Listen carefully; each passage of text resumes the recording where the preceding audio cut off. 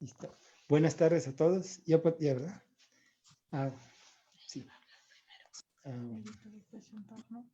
Bueno, entonces ya.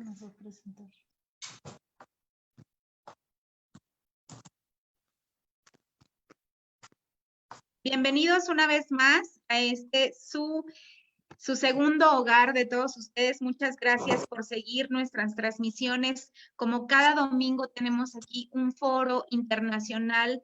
Muchas gracias a todos los exponentes que han estado con nosotros mano a mano trabajando con los temas de apiterapia y herbolaria a nivel mundial. Para mí es un honor hoy presentar al doctor Michael Márquez, quien es médico con experiencia en medicina antroposófica en Brasil y Alemania. Nutrición, evaluación de laboratorio, altas dosis de vitamina D3 para autoinmunidad, programa anticancerígeno y apiterapia. Obviamente este foro de apiterapia y herbolaria es un proyecto internacional de México, Cuba, República Dominicana, Chile, Ecuador, Colombia, Perú, Bolivia, Uruguay, Rumania, por supuesto, Brasil, Argentina, España, Estados Unidos, Portugal y los países que se sigan sumando. Gracias a las gestiones de la licenciada en enfermería Angélica Delgado de México, orgullosamente mexicana, y también al doctor Gustavo Medina Escalante, obviamente de México, de Apiterapia Sin Dolor de Quintana Roo y representante de la FELAPI en México. Es un honor, bienvenido Michael, bienvenido aquí a tu casa. Obrigado. Es todo tuyo el foro. Obrigado, é um prazer colaborar com este evento fantástico. E eu vou falar bem despacito. e qualquer dúvida vocês podem me interromper, né, para a gente fazer alguma tradução necessária. É um tema fantástico, né, a apiterapia, né, e um conceito muito importante é que não existe uma restrição dessa terapia às abelhas do gênero Apis. Nós estamos falando das abelhas da família Apidae. Então, nós estamos falando das abelhas com ferrão e das abelhas sem ferrão, das abelhas nativas.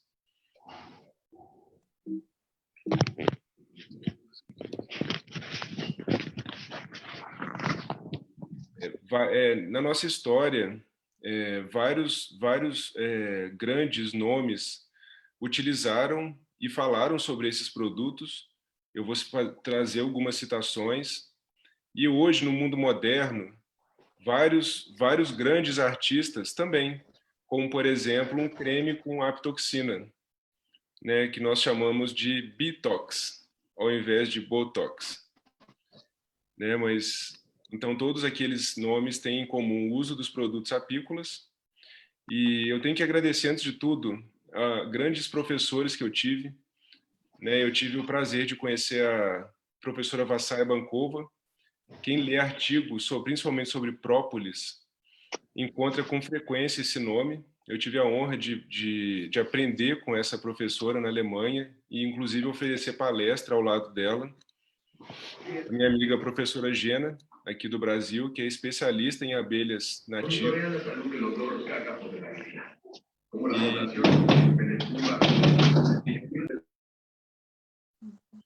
E um grande agradecimento, eu ainda vou mostrar a foto dele para vocês, que é o meu professor introdutor do tema apiterapia TIM das abelhas, né, que é um nome internacionalmente conhecido. Eu me recordo que na primeira vez que eu estive na Alemanha, no congresso da Associação Alemã de Apiterapia, conversando com uns amigos apiterapeutas, perguntaram, poxa, mas você sabe bastante. E a minha resposta foi, eu aprendi tudo isso com o TIM. Né? Então, é um grande agradecimento que eu tenho com relação a esse meu mestre das abelhas, né, que é o TIM. Então, a gente está num momento muito tranquilo, né, com relação à apiterapia. Vocês imaginem na pré-história, né, o ser humano ter que fazer coleta desse mel, né, por exemplo, aqui na coleta do mel das abelhas gigantes. né? Por exemplo, na Índia, da abelha Apis dorsata. Imagina uma ferroada, eu fico imaginando uma ferroada de uma abelha dessa. Tá cortando um pedacinho para mim, mas dá para ler. Né, Hipócrates, né, o pai da medicina, ele indicava o mel como remédio universal. Então, vocês imaginem o consultório médico do pai da medicina, Hipócrates. Todo paciente do pai da medicina, no mínimo, receberia uma indicação de um mel, né? E Galeno indicou um produto contra a calvície, feito com macerado de abelhas. E para falar de apiterapia, eu quero trazer um pouco da importância de um país pequenininho do leste europeu, a Eslovênia. Eu tive o prazer de realizar uma palestra e conhecer a Eslovênia. Esse é o centro de apiterapia do nosso querido amigo Karl Fogrinčić. E isso é por dentro do centro de apiterapia, e aqui são as colmeias, né? Então ele tem dá para sentir lá dentro todo o ar da colmeia, né? Que é um dos produtos que podemos utilizar na terapia com as abelhas, né? Então lá eles oferecem curso da massagem russa detoxificante com mel. Eu vou fazer até um parêntese aqui sobre essa massagem. Apenas por curiosidade, eu deixei o nome em esloveno em cima, né, falando da massagem com mel. A massagem com mel é uma técnica russa. Para realizar essa massagem, é importante fazer o símbolo do bastão de Mercúrio, né, que é o símbolo da medicina, nas costas do paciente. Eu estou brincando, não precisa fazer esse bastão, não.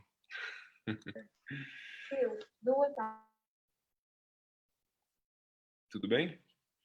E após a massagem, é uma técnica bem simples. Após a massagem, o organismo ele elimina exudatos, né? Então, vocês estão vendo, após a massagem, qual que fica a coloração do mel. Interessante, esse paciente fui eu. Provavelmente, eu estava com uma pneumonia do lado direito, e apenas no lado direito saiu esse exudato, né? Então, eu, inclusive, levei esse mel para laboratório, porque uma das hipóteses é que esse mel seja mel com tecido cutâneo, vamos falar, morto. Mas não, saem toxinas, né? Saem muitas substâncias desse mel de depois, desse exudato da massagem, né? Então, o que a gente fez? A gente pegou esse mel de antes da massagem e o mel de depois, né? Esse mel a gente chama sujo, e levou para o laboratório, composição totalmente diferente. Né? Um agradecimento a um dos meus professores de massagem com mel, Milen Bobic. Ele mora na Alemanha e ele é apiterapeuta.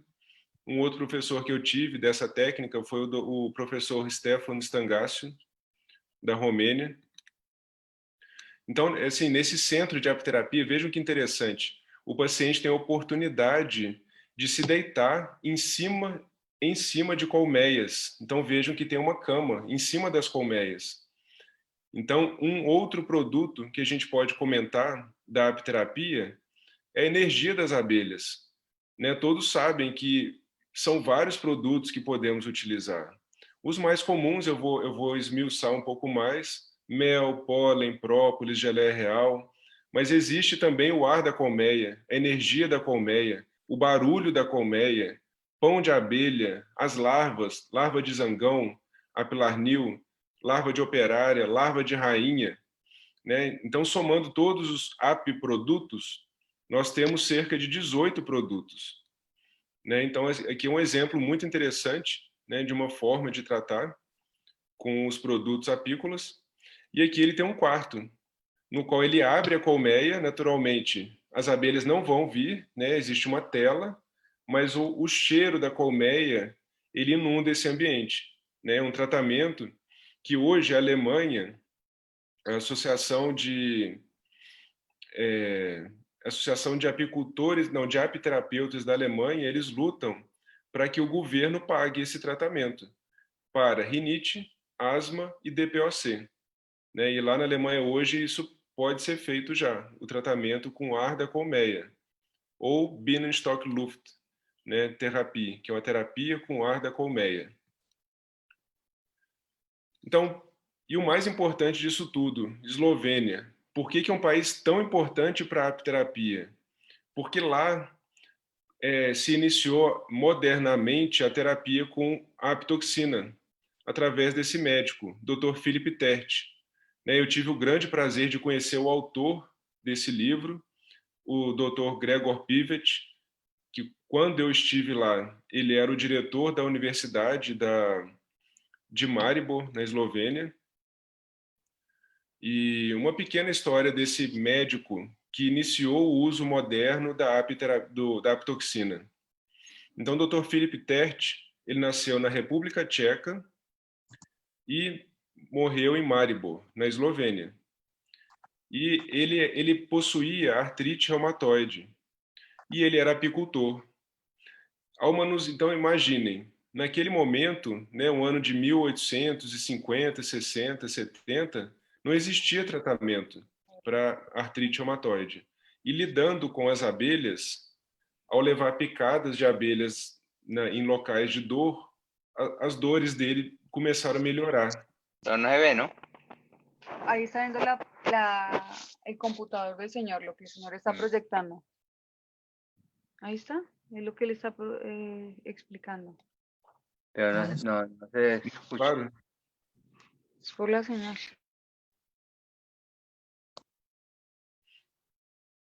Posso continuar? Pode? ¿Puede continuar? Pode. Sí. Então, esse Dr. Philip Tert, ele começou a tratar pacientes, depois de observar melhora nos sintomas dele, com as picadas das abelhas. E ele sistematizou e publicou esse resultado. Então, ele tratou cerca de 658 pessoas com picada de abelha, apitoxina, com artrite reumatoide. E desse montante, 543 se curaram, com um tratamento único com picadas de abelha. 99 apenas melhoraram sintomas e 16 não melhoraram. Então, um resultado fantástico, né, que foi, como repetindo, sistematizado e publicado no jornal vienense, no jornal científico, que existe até hoje, um jornal de grande renome. E para comentar de história também, eu quero apenas fazer um pequeno alerta, né, aos apiterapeutas, principalmente no Brasil. Porque aqui a gente aprende que as abelhas, elas chegaram com os jesuítas, chegaram com os padres. E tudo bem, elas chegaram sim. As abelhas do gênero Apis, as abelhas Apis mellifera. E se esquecem de que aqui já haviam abelhas, assim como aqui não foi descoberto, já existiam índios aqui. Né? Então, quando a gente fala de apiterapia em nosso país, por exemplo, nós não podemos restringir ao uso das abelhas, exclusivamente ao uso das abelhas com ferrão, que são fantásticos, né? Mas nós podemos ampliar com o uso dos produtos das abelhas sem ferrão, dos meliponídeos. Essa é a foto do Tim, né? Então ele faz parte da história da apiterapia no nosso país, no Brasil. Esse é um evento na UESB em 1997. Né? Vocês veem esse senhor de gravata, esse é o Tim. Esse foi meu professor de apiterapia, meu principal professor de apiterapia. Eu tive vários já, e tenho muitos amigos e professores ainda. O primeiro produto, talvez o mais conhecido na apiterapia, talvez nem tão reconhecido como um apiterápico, mais conhecido como um alimento, o mel. Então, esse alimento delicioso, né, que as abelhas utilizam como fonte de carboidrato, né, como o açúcar das abelhas. Né, então, é um alimento simples, mas que demanda vários detalhes, né, para a gente poder consumir e utilizar um bom produto de abelha. Né, eu gosto muito dessa foto, porque ela mostra méis de várias floradas. Eu vou mostrar para vocês um estudo feito lá na USP, Ribeirão Preto, em que mostrou a diferença de efeito antimicrobiano de méis de Apis mellifera e comparado com méis de meliponídeos.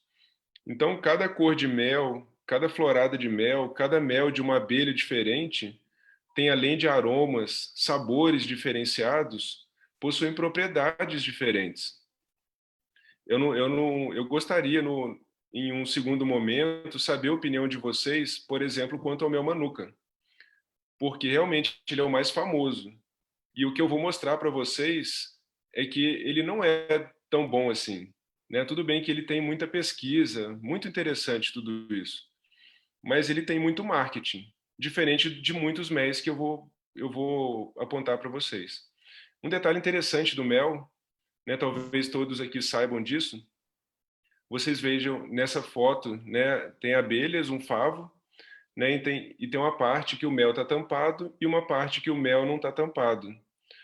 Né? Então, isso é algo simples, mas que faz muita diferença no mel. Por quê?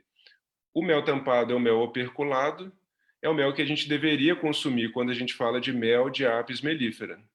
O mel que não está tampadinho, até podemos consumir, mas diretamente no favo. Mas é um mel que ele não é tão rico em enzimas e é um mel que ele possui um teor de água maior, é o chamado mel verde. Né? Então, o mel verde estocado, por possuir muita água, ele pode fungar, gerar fungos. Né? Então, veja que interessante, é algo simples, mas que pode fazer toda a diferença na hora de utilizar esse alimento tão simples, mas que pode trazer tantos benefícios para o ser humano. E repetindo, né, mel é um remédio universal. Apenas um detalhe interessante. Eu gosto de indicar para crianças abaixo de 3 anos evitarem. Imaginem hoje um ser humano com expectativa de 90 anos de idade. Não tem necessidade arriscar, né, e indicar o mel para essa criança de 1, 2 ou 3 anos, porque existem estudos científicos que falam que uma criança até 3 anos não tem capacidade de metabolizar as toxinas do Clostridium botulino. Então a gente evita nesse momento, né? E depois temos muitos anos para poder consumir esse alimento fantástico, esse apiproduto. Né? Então vejam que é uma composição riquíssima. O mel, todos aqui sabem, não é água e açúcar apenas. Né? Ele tem muito açúcar, ele tem água, mas é uma composição riquíssima, são mais de 300 substâncias. E muitas delas são em quantidades pequenininhas, mas é isso que faz a diferença nesse produto. Para vocês terem ideia, existem estudos que... Eu vou mostrar um estudo do mel no diabetes tipo 1, que é um tipo de diabetes relacionado à autoimunidade, mas existem estudos que mostram que o mel ele é um possível medicamento antidiabético do diabetes tipo 2. E quais são uma das hipóteses? Não é o excesso de açúcar que ele tem, mas são esses micronutrientes, né, como esses minerais, as enzimas que o mel possui. Então imagine, o mel possui enzimas que quebram açúcar, quebram carboidrato, né, e fazem, por exemplo, com que esse produto possua porções pequenas de carboidrato, o que facilita, inclusive, a absorção, né, desse produto. Então, por exemplo, crise de hipoglicemia. Você pode, tudo bem, oferecer açúcar branco, sabendo de todos os malefícios dele, mas você pode oferecer mel, que além de ter açúcar quebradinho já, ele possui essa gama de micronutrientes e flavonoides e enzimas que vão trazer muitos benefícios. Né? Então vejam, algo tão simples, mas que pode salvar uma vida. Né? Já pensando em diabetes tipo 2, né, eu citei aqui, existe sim artigo que traz essa frase, e eu gosto de falar ela literal, como no artigo. O mel é um possível alimento antidiabético. E o que é interessante nisso tudo? o mel, eu já mostrei um primeiro detalhe que fala de qualidade, que é o mel ele tem que ser um mel ou percolado ou um mel maduro.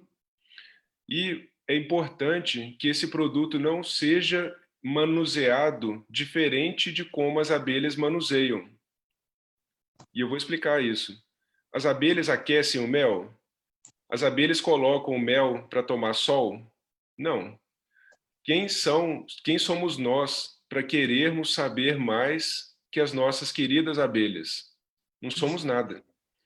Né? Muitos pegam o mel cristalizado, por exemplo, essa cultura existe aqui no Brasil, e o mel pegam esse mel cristalizado e para descristalizar, colocam no sol, ou colocam em banho-maria.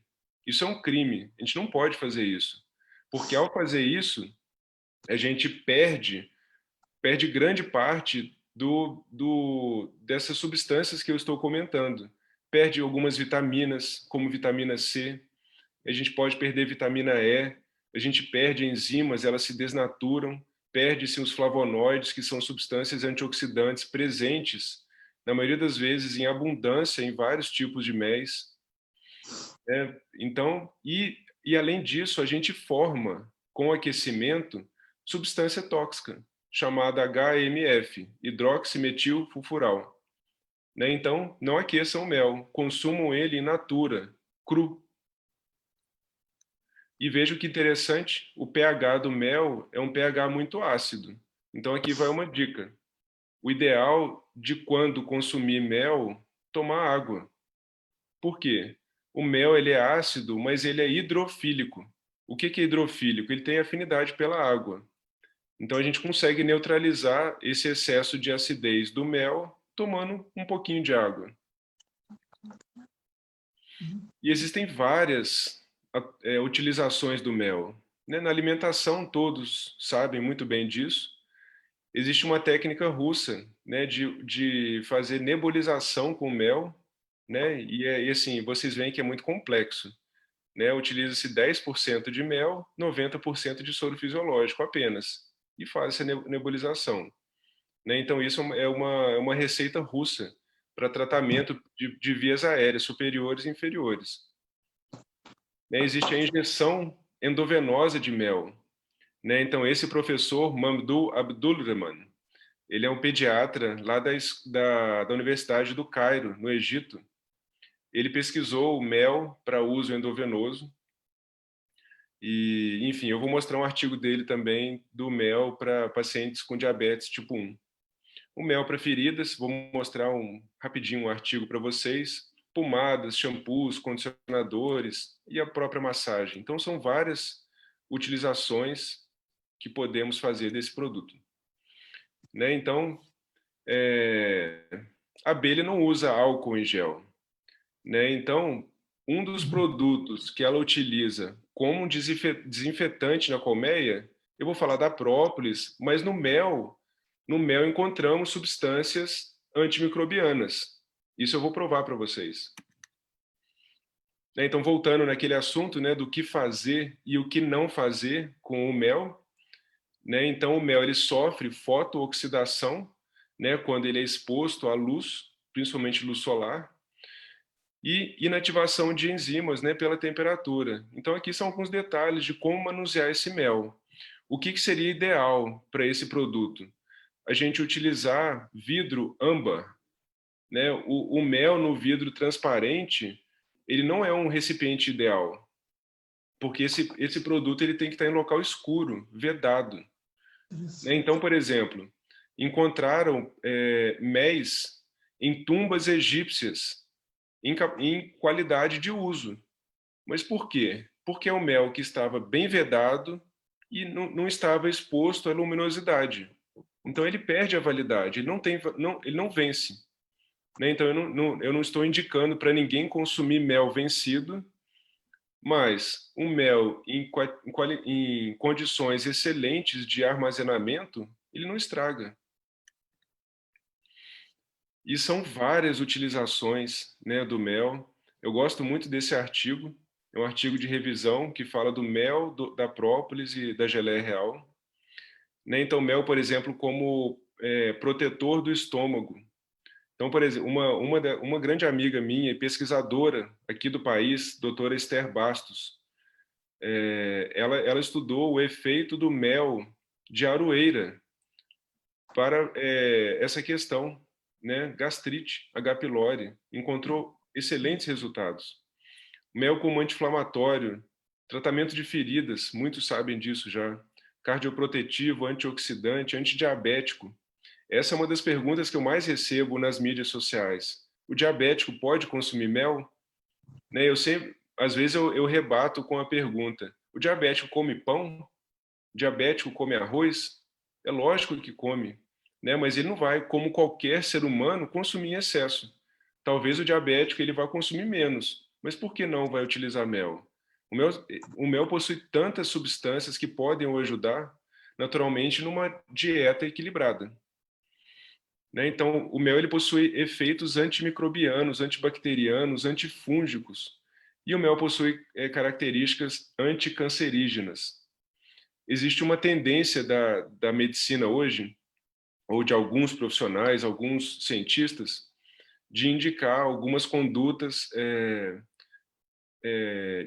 para pacientes com câncer, de, por exemplo, muita carne, evitar açúcar, né? Muitos têm medo de carboidrato, mas o ser humano ele necessita de carboidrato, né? Então, apenas um parêntese, no Japão fizeram um grande estudo para avaliar se a dieta, por exemplo, com baixo índice de carboidrato, ela é boa, e a com alto índice de carboidrato é boa. E o que eles encontraram de resultado?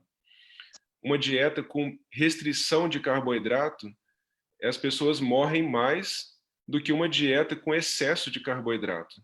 Eu não estou falando aqui para ninguém consumir os extremos. O que eu estou querendo falar, na verdade, é a favor do equilíbrio, né? Mas esse terror de carboidrato, isso já é bem mostrado. Então, o melhor estudo que existe hoje para tirar essa dúvida é esse, né? Então, não tenham medo de carboidrato.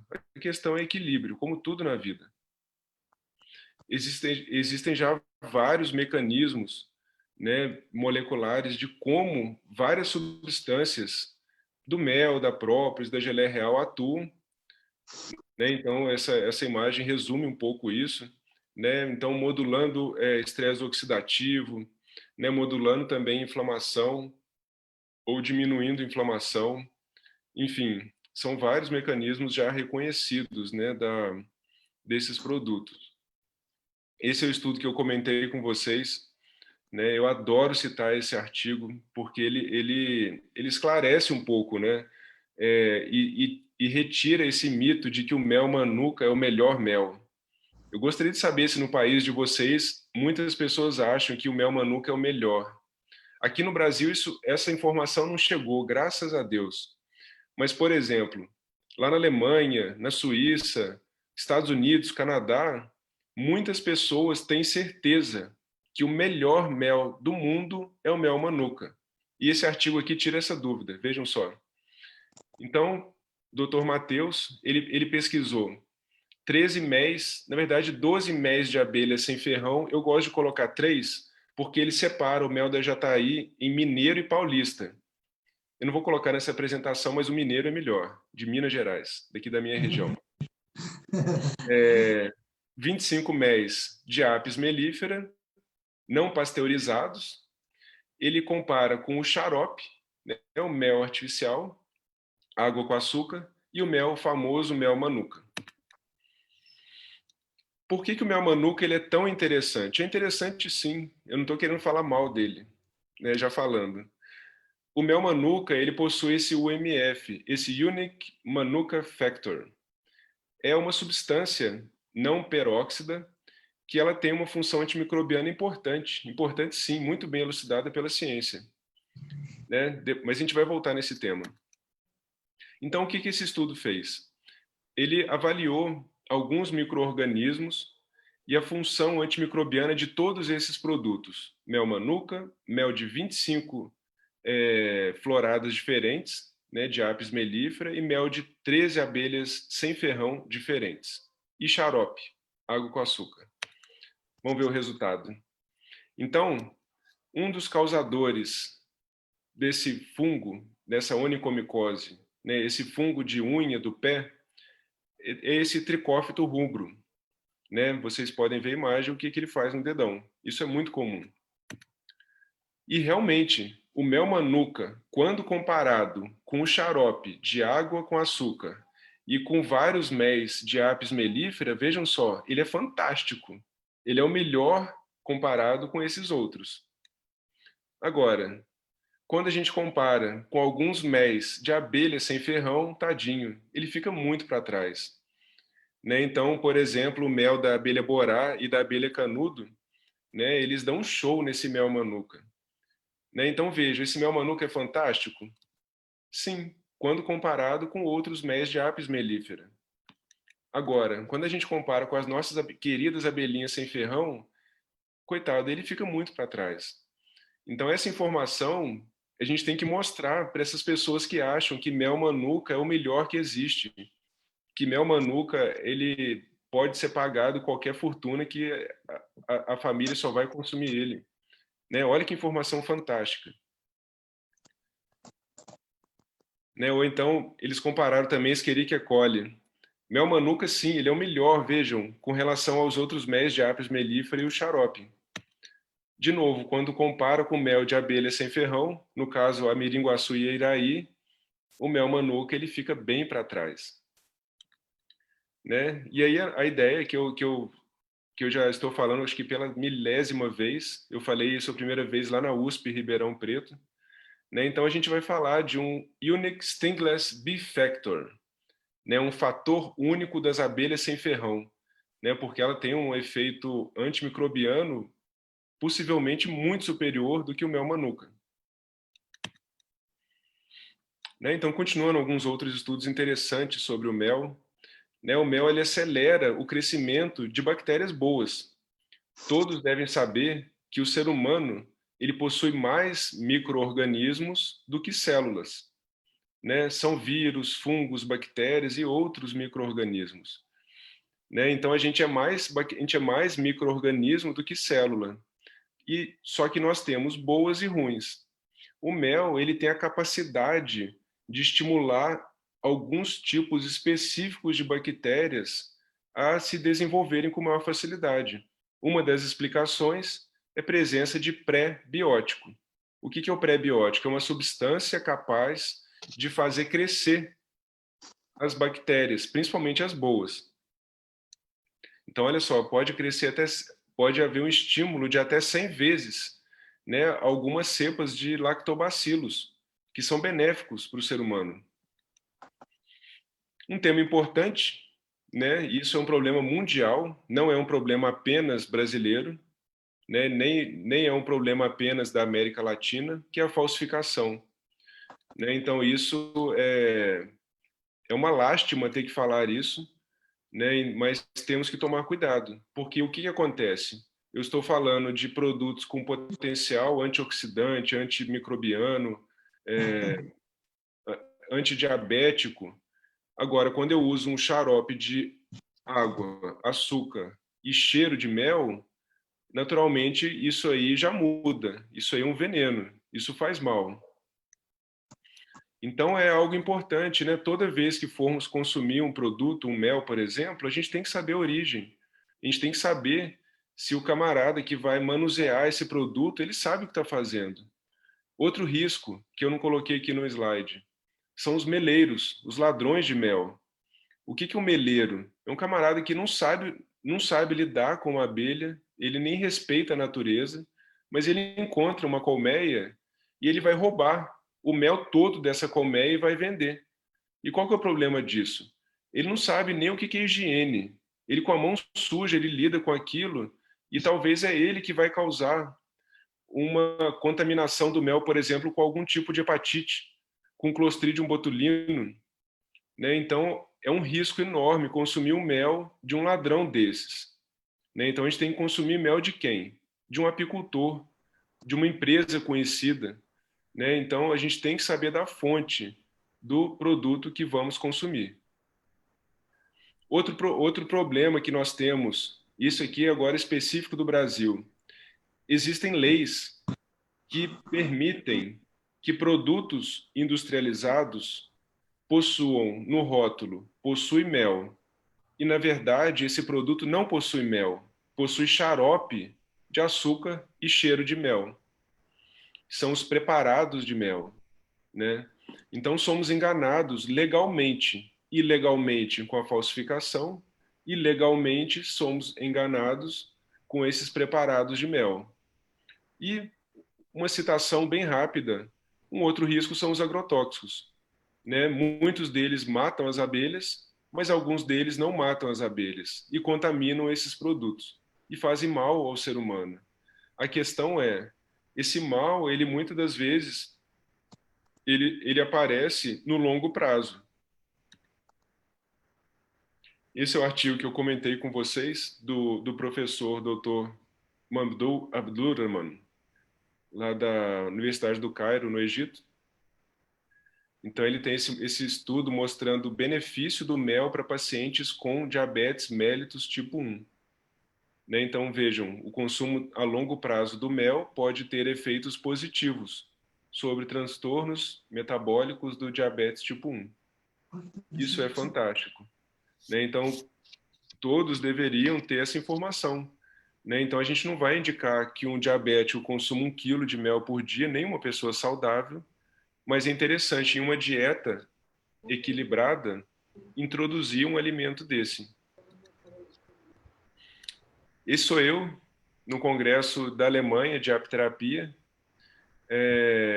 Uma empresa levou a injeção de mel e houveram alguns voluntários. Eu fui um deles. Eu estou aqui para provar que eu passei bem depois. Né? Então, injeção endovenosa de mel. Existe uma empresa na Alemanha que produz esse produto, esse produto. Um dos hospitais que eu estudei na Alemanha, que eu fiz estágio, foi lá em Berlim, em Havelhöhe. Eles publicaram um artigo mostrando tratamento de ferida de pé diabético com mel. Eles usaram mel manuka. E vejam essa fotinha, eu acho bem elucidativa, né, mostrando, né, como que cicatrizou. Né? Então, o mel, ele tem a capacidade, além da capacidade antimicrobiana, ele estimula tecido de granulação, né? Um tecido de, vamos falar, de fechamento de ferida. Né? Então, é um remédio fantástico, segundo vários estudos, vários relatos de casos, né? No tratamento de feridas e no tratamento de feridas de diabéticos, inclusive. E como que faz o curativo com mel? É uma técnica muito complexa. E eu vou mostrar para vocês como que faz isso. Coloca-se mel na ferida e pronto. Então, sobre mel, a gente conversou um pouquinho sobre ele. Agora vamos falar rapidamente sobre a geleia real. A geleia real é um produto exclusivo das abelhas do gênero Apis. Os meliponídeos não produzem geleia real. Né? E a geleia real é um alimento que todas as castas dessas abelhas Apis mellifera vão consumir esse produto. Só que a diferença é a seguinte: a rainha vai sempre consumir apenas esse alimento. Operário e zangão, eles consomem apenas no início da vida deles. E algo interessante que ocorre, né? O que intriga muitos cientistas e muitos estudiosos. Né? Todos, quando vão estudar epigenética, podem citar a geleia real. Porque imaginam, a abelha operária e a abelha rainha possuem a mesma genética. Tanto que um apicultor, ele pode pegar uma larvinha de operária e transformar em rainha. A diferença, existem várias diferenças. Né? Então existe uma realeira, né? Existe um estilo de vida diferenciado, porque a rainha, além de tudo, ela faz um voo nupcial, e ela é bem safadinha, porque ela se acasala com vários zangões. Só que existe uma grande diferença, que é o que eu vou citar agora, é a alimentação. Ela consome geleia real, em abundância. Já as outras consomem mel e pólen. A abelha operária, ela vive em média 40, 45 dias. A abelha rainha, né, existe um recorde, né, dela sobreviver até 6 anos. né? Mas vamos falar que a maioria vive 3 anos. Já é um valor absurdamente maior, né? Então, imagine o que um alimento pode fazer para uma abelha. Será que ele não pode fazer algo interessante para o ser humano? Né? Então, existem vários estudos que tentam entender esse enigma, o que ela tem de tão especial, né? E será que e várias pesquisas tentando responder essa pergunta: será que isso pode ser bom para o ser humano? Eu tive a honra de conhecer uma equipe de pesquisadores no Congresso Anual de Apiterapia da Alemanha, lá do Japão. Essa equipe de pesquisadores, eles eram especialistas em geleia real. E assim, realmente é impressionante o que eles nos mostraram lá, né, esse evento. Eu acho que isso já tem cerca de 10 anos. E uma das funções da geleia real, por exemplo, que eles já estudaram, é estímulo de glândula tireoide, aumento da densidade mineral óssea. E outro estudo que eu vou mostrar aqui, saindo agora lá da equipe dos japoneses, né, a geleia real, o que ela pode fazer também? Ela pode ativar a conversão de disulfato para testosterona. Ela pode aumentar a eritropoese. O que é isso? A formação de glóbulos vermelhos. Né? Ou então, outra função interessante que a geleia real pode realizar no nosso organismo: melhorar a tolerância à glicose. Então, aqui a gente está falando também do diabético, ou de um paciente com uma gordura no fígado. A geleia real ela pode ser benéfica. Então, falei rapidamente da geleia real. Agora vamos falar um pouco do pólen. O pólen corresponde ao gameta masculino das flores, né? E as abelhas coletam esse gameta masculino como sua fonte proteica. Então, o pólen apícola, vocês vejam que é o que está na perninha da abelha, e ela armazena na colmeia como pão de abelha. Né? Então, então aqui nós estamos falando de 2 produtos, pólen apícola e pão de abelha. É a mesma coisa? Não é a mesma coisa. Né? Então, o pólen apícola, a gente pode falar que é um pólen de transporte da abelha. Não é o pólen que a abelha consome. Ela consome depois de preparar esse alimento. E como que ela prepara? Ela coloca enzimas e coloca mel nesse produto, né, que é o pão de abelha, e vocês veem nessa foto. Né? Observem que cada camada tem uma cor. Cada camada provavelmente possui uma origem floral.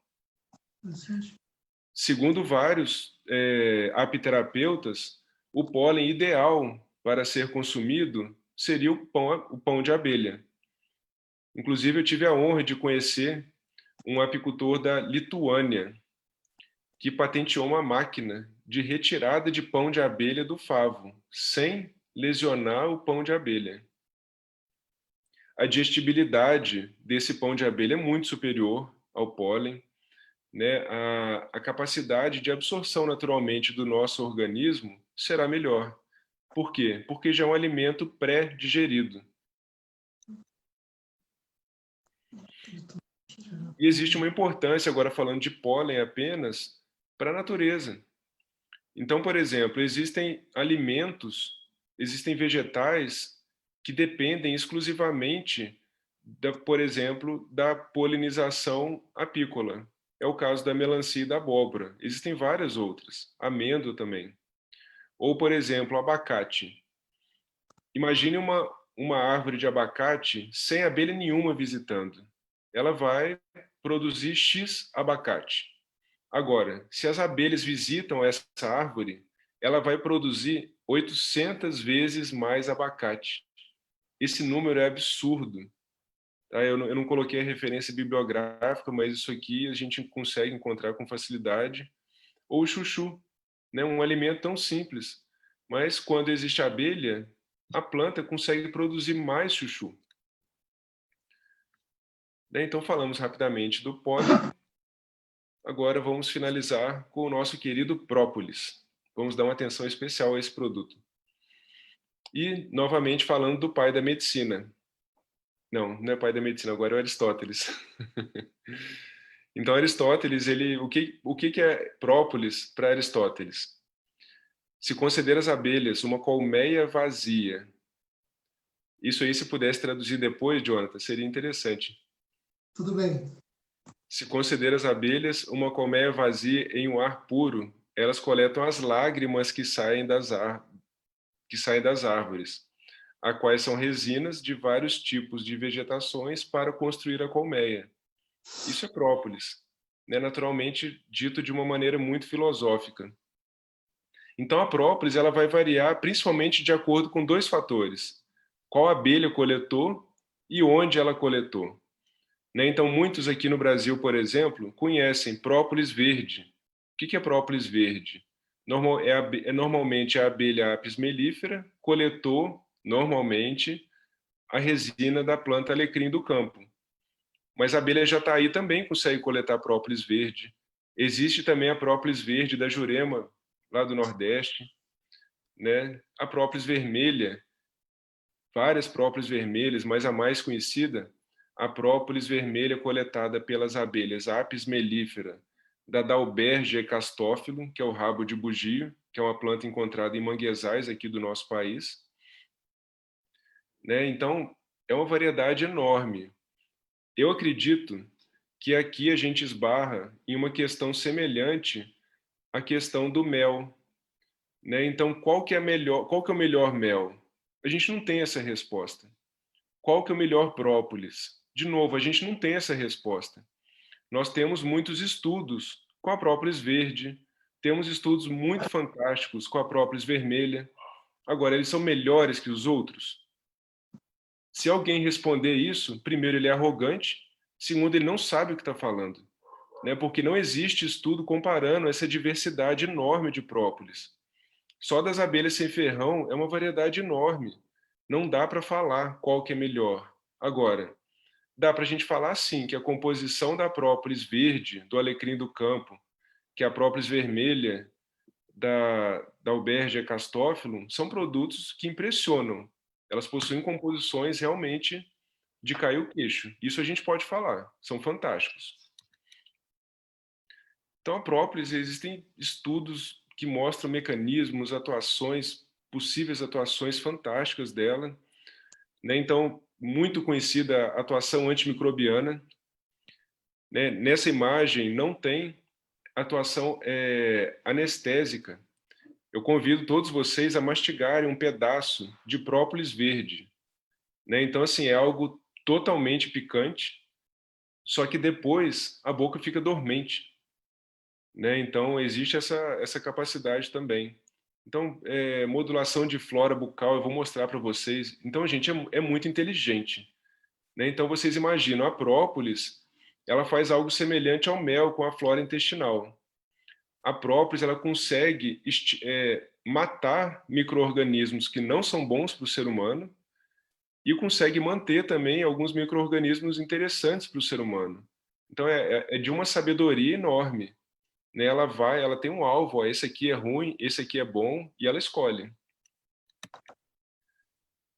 Então, vejam, nesse estudo, né, foi mostrado que o creme dental de própolis, ele reduz o crescimento de bactérias patogênicas, né, pertencentes à flora bucal.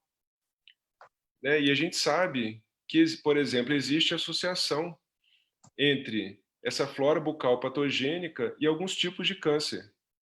Então, indiretamente, a gente pode falar que o uso da própolis, ela pode prevenir alguns tipos de câncer por modulação de flora bucal. Vejam que fantástico isso. Cenas para o próximo capítulo. Aqui eu quero deixar vocês muito curiosos. Então, alguns meliponicultores, o meliponicultor do sul, desse meliponário Aeretama, ele descobriu própolis azul de mandaçaia, que é uma abelha nossa sem ferrão. Né? Mas a gente está encaminhando, eu faço parte do grupo de estudo dessa própolis, e a gente vai encaminhar agora para laboratório, a doutora Gena vai investigar, né? A gente vai fazer, enfim, não posso falar muita coisa, A famosa própolis verde, a nossa querida própolis verde, né? Essa é o alecrim do campo, ou Baccharis dracunculifolia. Então, a abelha Apis mellifera, ela vai coletar, né, as beiradinhas dessa plantinha e vai fazer a própolis verde. O aroma dessa planta, para quem não conhece, é delicioso, né? Muitos nossos antepassados faziam vassoura para varrer a casa. E segundo a nossa cultura, a vassoura de alecrim do campo, ela ajuda inclusive a tirar a energia ruim da casa. Essa é a Dalbergia ecastophyllum, ou rabo de bugio. Ela produz uma resina vermelha, né, igual sangue. E assim como na própolis verde, no alecrim do campo, o rabo de bugio necessita de um inseto, né, para perfurar e fazer drenar essa secreção dessa planta. E aí a abelha entra em ação, coletando essa resina. E veja que interessante esse estudo realizado na Unicamp. Então, assim, a gente não está falando de qualquer local, aqui é Unicamp, mostrando efeito antitumoral. Naturalmente foi teste in vitro.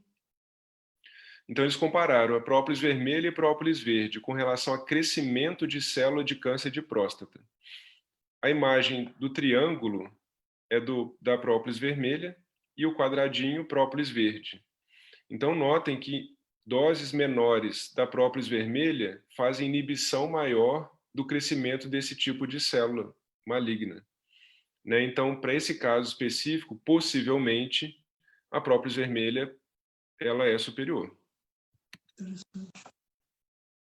Agora eu vou falar um pouquinho de uma queridinha nossa também, de uma própolis chamada G6. É uma das própolis encontradas na Bahia. Né? Então, eles pesquisaram, né, então, em parceria com a Fiocruz, capacidade antineoplásica, né, para melanoma do uso dessa própolis baiana, chamada G6. Então, esse estudo começou como? Avaliaram o quimioterápico. Então, a doxorubicina, vocês vejam que quanto maior a dose, maior o efeito quimioterápico. Compararam naturalmente com o grupo controle, que é o pretinho. Então, doxorubicina quimioterápico funciona maravilhosamente bem para linhagens células de melanoma. E compararam com o extrato de própolis G6 baiana. Vejam que o resultado é muito semelhante. Altas doses de própolis G6 fazem uma inibição de crescimento tumoral de células de melanoma semelhante a um quimioterápico. E muito maior, inclusive, do que o grupo controle. Então, esse estudo foi realizado in vitro e em animal, né? E algo muito interessante, uma das grandes diferenças do quimioterápico para essa própolis vermelha é a toxicidade. Esse quimioterápico, ele possui, por exemplo, toxicidade cardíaca. Então, altas doses podem lesionar o coração. Já a própolis, essa própolis, toxicidade zero. Né? Então, aqui mataram o ratinho, né, para avaliar o crescimento do tumor no grupo controle e no grupo que fez o uso da própolis. E o resultado foi realmente muito interessante. E fecharam essa pesquisa de maneira brilhante. Eles coletaram a planta que a abelha coleta resina. Então, eles identificaram uma planta chamada Iptis divaricata, né? É dela que a abelha coleta a resina para fazer essa própolis e levaram para o laboratório para avaliar a inibição desse tipo de célula.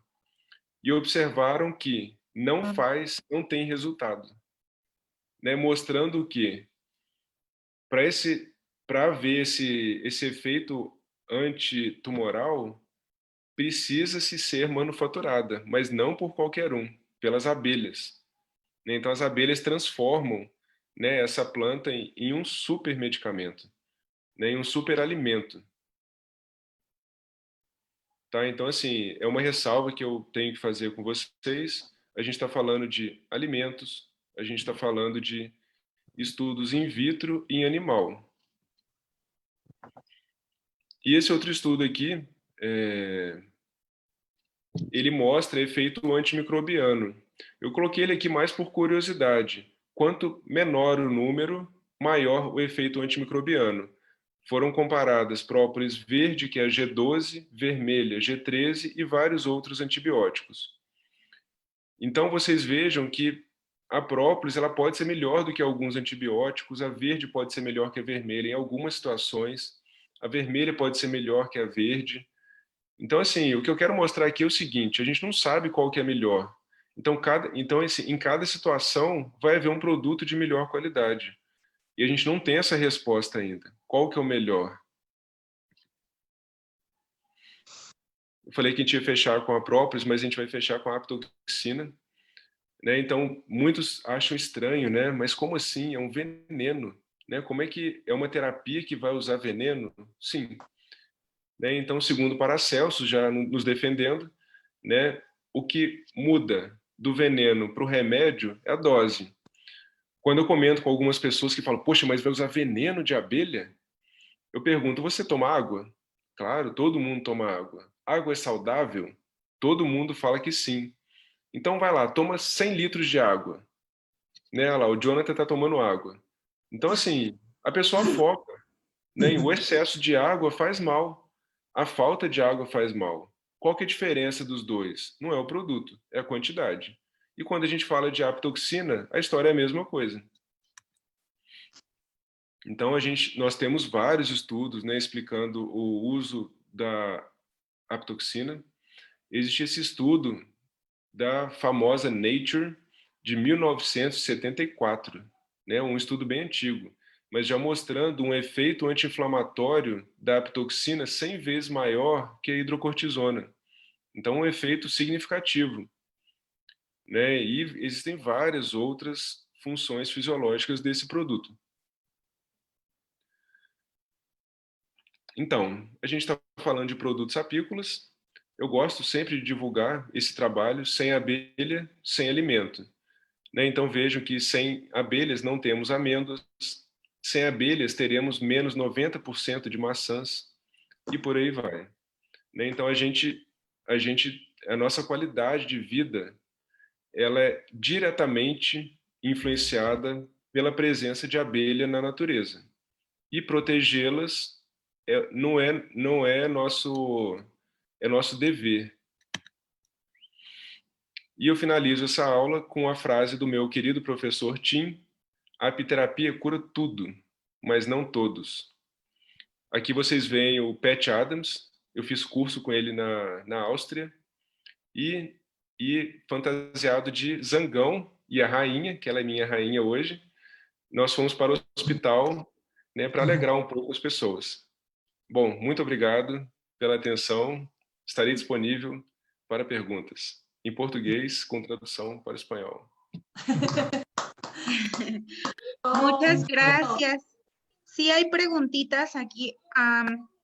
Rebeca, no sé si me pudieras apoyar un poquito. Hay una pregunta, bueno, de hecho hay dos.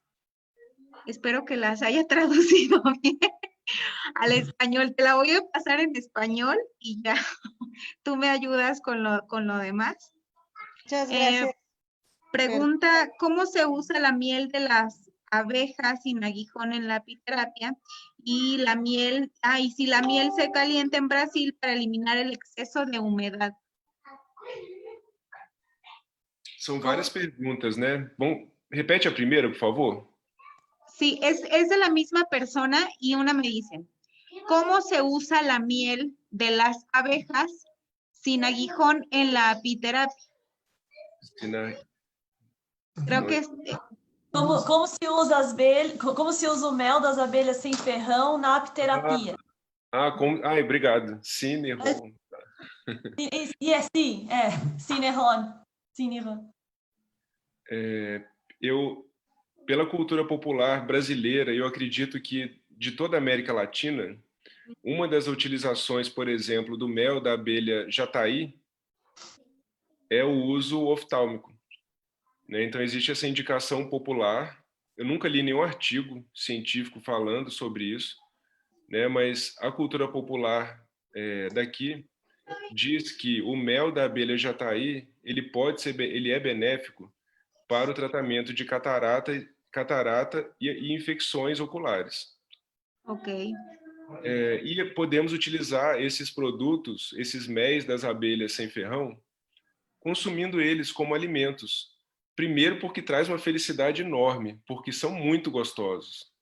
Segundo, que eles possuem uma composição muito rica, né? Então imaginem, é um produto que possui um índice de água muito superior e, por conta disso, a capacidade de crescimento microbiano, ela cresce.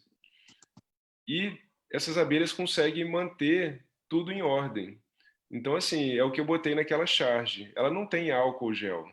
Ela tem que colocar algo a mais ali para ter efeito antimicrobiano, né? Então, voltando à pergunta, o uso desse produto pode ser via oral, né? Então, pensando nas enzimas que a abelha coloca ali, nos micronutrientes, né? Então, o consumo oral talvez seja o principal desses méis. Ô, Micael, Muchas gracias. e o própolis? Eu tinha mais uma pergunta. E o própolis, também para concluir? Você poderia falar sobre as abelhas sem ferrão, o própolis, que também é produto, né? Vamos finalizar esse monte de pergunta dela, depois eu posso passar para a sua? Pode ser, Jonathan? Pode ser? Tudo bem. Rebeca. Puede hacer la próxima pregunta. Ok. La otra parte de la pregunta era que si en Brasil se calienta la miel para quitarle la humedad. E se esquenta o mel aqui no Brasil? Para tirar a umidade? Sim. Então, o aquecimento, normalmente, ele é realizado para descristalizar. Para desumidificar, é uma possibilidade, mas empobrece o produto, né? Então, não é uma boa opção. Então, assim, é algo que eu sempre comento. Você quer aprender sobre produtos das abelhas ou algum produto da natureza? Observe o que a natureza faz com ele. Isso é filosofia guiltiana, né? Isso é guiltianismo, fenomenologia, né? Então, a gente primeiro observe como na natureza é utilizado, como ele é manipulado. A abelha não vai aquecer, não vai botar no sol. A gente não vai fazer nada do que ela não faz. A gente não sabe mais que ela, né? Então, o mel não pode ser aquecido. Para desumidificar, existem várias técnicas, né? Principalmente a dos méis de meliponídeos, né? Eu não vou citar elas aqui, né? E dos méis das abelhas com ferrão, o detalhe importante é colher apenas mel operculado e, se for haver manuseio em local úmido, desumidificar o ambiente. Esses são os cuidados que devem existir. Gracias, doctor Michael. Muchas gracias por esta ponencia. Estamos muy agradecidos. Vamos a dar una preguntita dentro de la salita Zoom y una preguntita de Facebook Live. Bueno, saludos, Trini Terraza desde Guadalajara. Saludos, Trini. Muchas gracias por integrarte también al proyecto. Bienvenida. Un abrazo a tu colega también. Tenemos también al doctor Moisés Asís, perteneciente al proyecto de apiterapia y herbolaria. Saludos desde Miami. Y tenemos a Adrián Barrera, quien nos dice muchas gracias por su exposición. Excelente. Pregunto, ¿cómo puedo usar la miel para las heridas? Como? Como usar o mel para as feridas? Eu entendi. Ok. Mas eu vou voltar na pergunta do Jonathan, que eu falei que ele ia ficar depois. O Jonathan perguntou sobre a própolis das abelhas sem ferrão. Existem muitos poucos estudos dessas própolis, mas já existem estudos, né? Então, eu acredito que é um potencial enorme de utilização de apiterapia com essas própolis, né? Então, a gente tem pouca informação. Eu já li alguns artigos mostrando o efeito antitumoral, por exemplo, de várias própolis dessas abelhinhas, né? Mas é um trabalho ainda que deve ser feito muito maior, né? Por exemplo, sabemos que algumas delas coletam barro, coletam excrementos. Então, eu já conversei com vários pesquisadores, segundo eles, um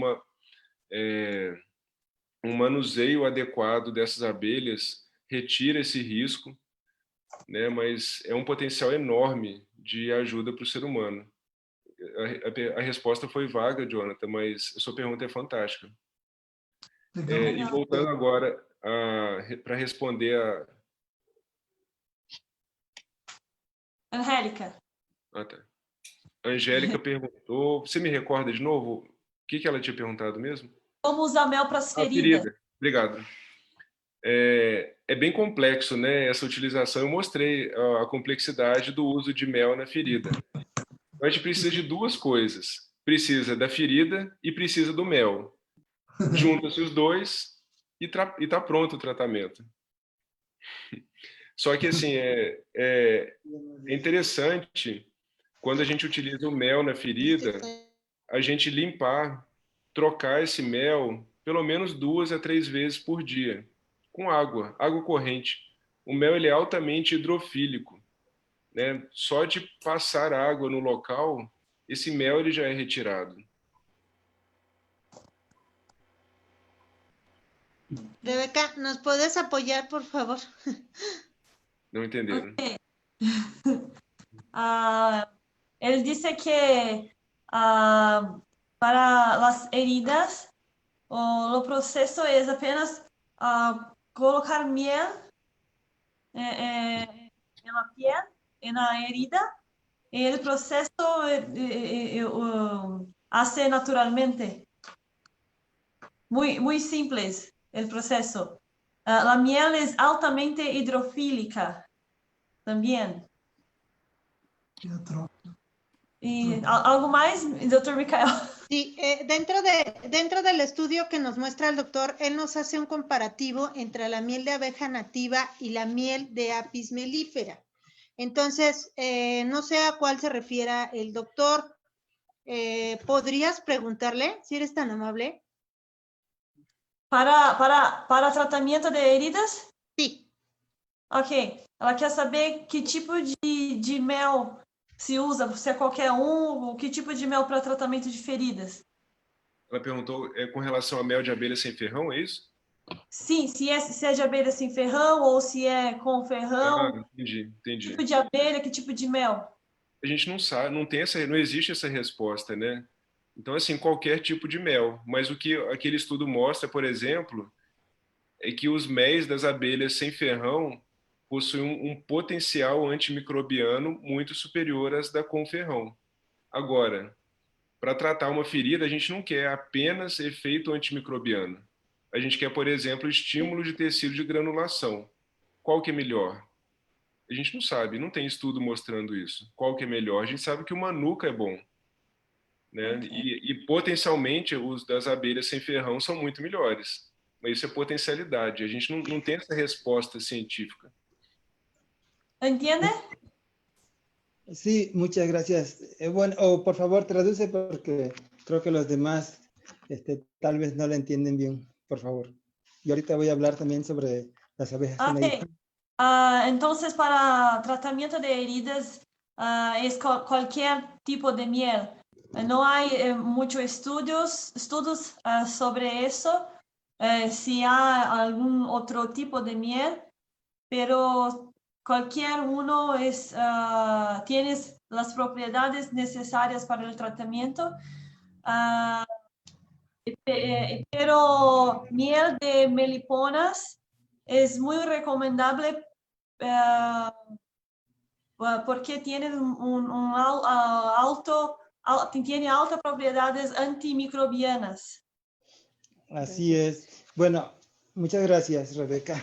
Y, doctor Michael, también le quiero comentar, también un servidor cría abejas meliponas y utilizamos la miel de las abejas sin aguijón para curaciones, para úlceras varicosas, escaras por presión muy complicadas, para pie diabético, incluso que está en estado gangrenoso, los tratamos, hacemos la debridación de la herida, limpieza, el aseo indicado.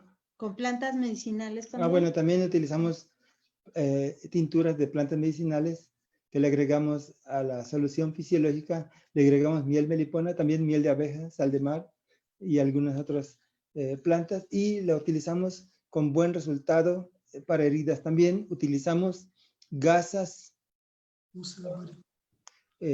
cera de abeja, propóleo y miel melipona, y ese nos da un excelente resultado.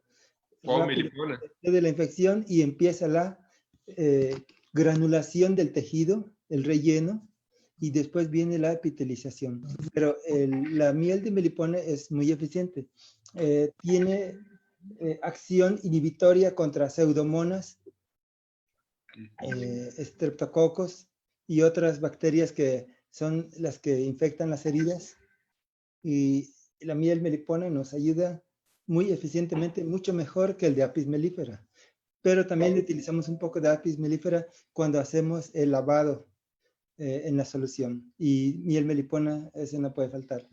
Pero para ¿Cuál miel de melipona? ¿Cuál melipona? miel de abeja sin aguijón. Sobre todo, perdón, agregar el tratamiento en heridas infectadas, húmedas, con miel melipona es muy indicado. Hay también estudios como los que muestra el doctor Michael, y se ha trabajado con heridas no infectadas y secas, donde responde muy bien la curación con la miel de apis mellifera. Sin embargo, la miel de melipona, actualmente para el tipo de heridas infectadas, pues es muy recomendada, ya que evita que se genere una fibrina inadecuada o algún otro proceso infeccioso. A ver, sí, Gracias, ¿podrías apoyarnos, Gustavo, compañeros? Sí. Sí, dime. una pregunta. Doctor Michael preguntó cuál abeja melipona. Tenemos especie Melipona becei, que es la de Yucatán. Tenemos Scaptotrigona pectoralis. Tenemos Phriasiomelita nigra, Cephalotrigona sexmenie. Tenemos Nanotrigona perilamploides.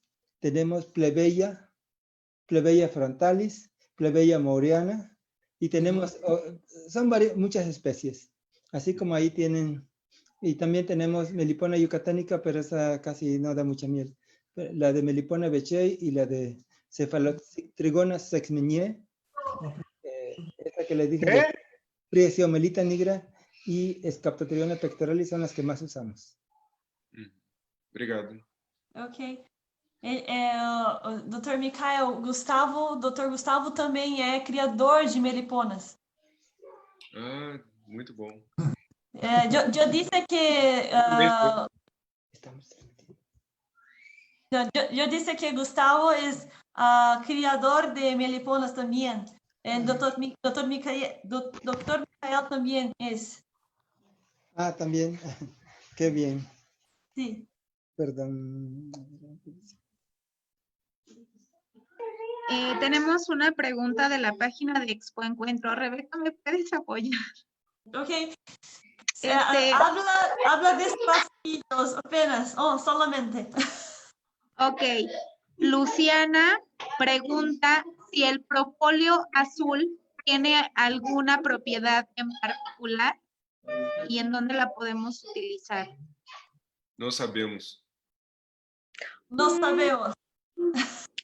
Está participando de un estudio. Bueno, Hay un estudio sobre este miel azul que Dr. Michael está participando. Própolis. Pero Propóleo. sí. Propóleo, sí. Falei, sí, propóleo azul. Pero no hay estudios diciendo los resultados. Ok. muchas gracias, Rebeca. Muchas gracias, doctor Michael.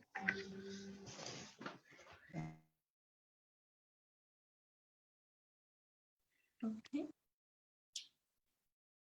Bueno, muchas gracias. Le damos la bienvenida también a la doctora Luciana Jersey de Perú.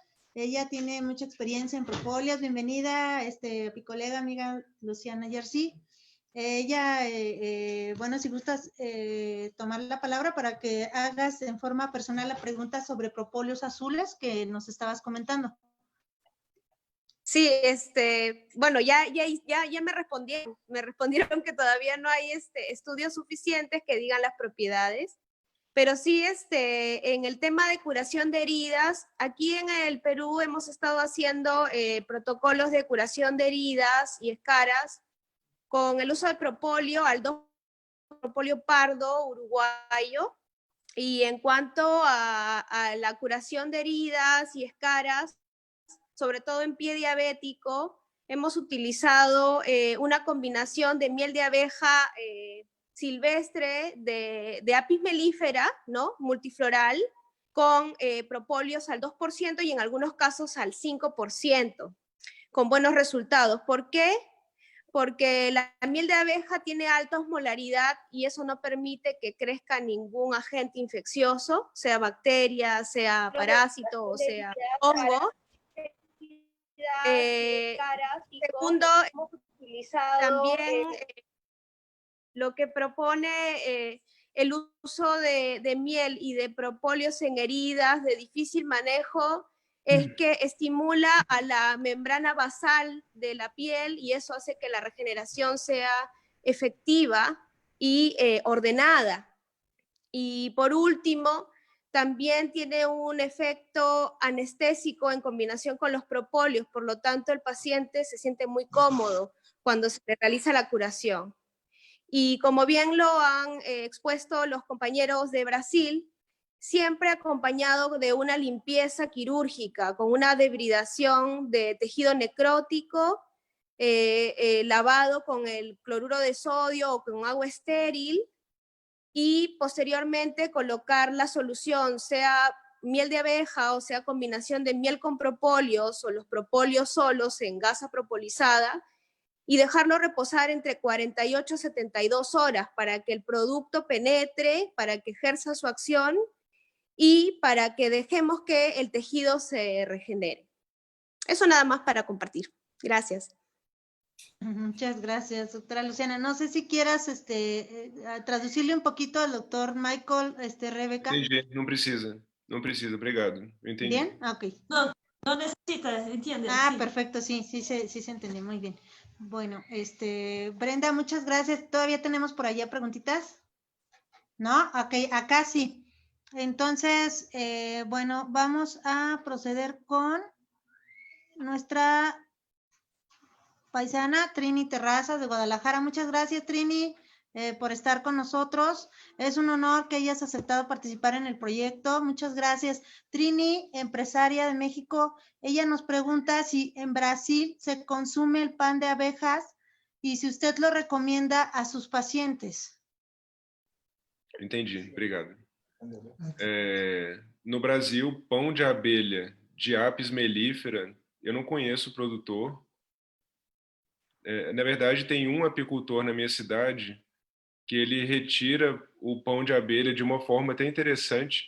Ele coloca o favo com pão de abelha dentro do mel e, segundo ele, o pão de abelha ele sai. E aí ele bate o mel com pão de abelha. Mas é muito difícil achar pão de abelha de Apis mellifera. A gente encontra no mercado nacional, no Brasil, pão de abelha de meliponídeos, de abelhas nativas. Mas o consumo ele é muito baixo, o custo ainda é alto, e por conta disso, chega a ser um entrave ao consumo em maior quantidade do pão de abelha. Mas muitos conhecem pão de abelha ou samburá. Existe um consumo inicial hoje no nosso mercado. No entendí al 100, pero algo entendí que no se consume mucho en Brasil, ¿verdad? Sí. Rebeca, ¿nos podrás apoyar un poquito? Sí. Gracias. Ela entendeu, mas não viu que no Brasil não se consome muito. Então, é verdade, em Brasil não consumimos muito. pero de acuerdo con el doctor Michael, tiene apenas un apicultor que produce... Que eu conheço. Que yo conoce, que tiene cómo retirar el pan de abeja. Pon miel con pan de abeja, bate la miel y sale el pan. Es un proceso. Muy bien, muchas gracias. Muchas gracias, Rebeca. No sé si deseas hacer alguna otra pregunta, Trini, alguna otra duda que tú tengas, con mucho gusto. ¿Y para qué lo recomendaría? Porque yo recién estoy iniciando en México un producto con el pan de abejas. De hecho, lo vendo así, deshidratado, solamente está secado en frío, así secado, pues deshidratado se puede decir. No está con aire caliente, con aire fresco, vaya. Y estoy muy emocionada porque en México es un desconocido y yo he estudiado mucho sobre el pan de abejas y me gustaría saber si en Brasil lo están utilizando y para qué. Es 3 veces más poderoso que el polen de abeja, según el libro de Apiterapia para Todos de Moisés Asís. Él dedica 2 páginas al pan de abejas. Y yo lo he estado probando el mí desde hace como 6 meses y me siento como abeja, todo el día zumbo y no me canso. Entonces, me gustaría saber si alguien tiene más experiencia sobre el pan de abejas, porque recién lo acabo de sacar aquí en Guadalajara y ha tenido muy buena respuesta. La gente lo está comprando con mucho gusto y solamente está así seco y lo consumen masticándolo, pasándolo con agua, con jugo. Y si le pueden traducir, porque estuvo muy larga mi respuesta. No Brasil é pouco conhecido também pão de abelha, né? A maioria das pessoas não conhecem pão de abelha, né? Mas com certeza então assim, voltando, temos que observar a abelha para entender um pouco mais. A abelha não consome pólen apícola. A abelha consome pão de abelha. Ok. Né? Então, só isso já é argumento, né, para a gente utilizar pão de abelha. Eu consumo pólen apícola, porque eu não sei onde comprar o pão de abelha. Mas se eu tivesse um fornecedor, com certeza eu iria querer consumir esse produto. O Jonathan, ele quer falar?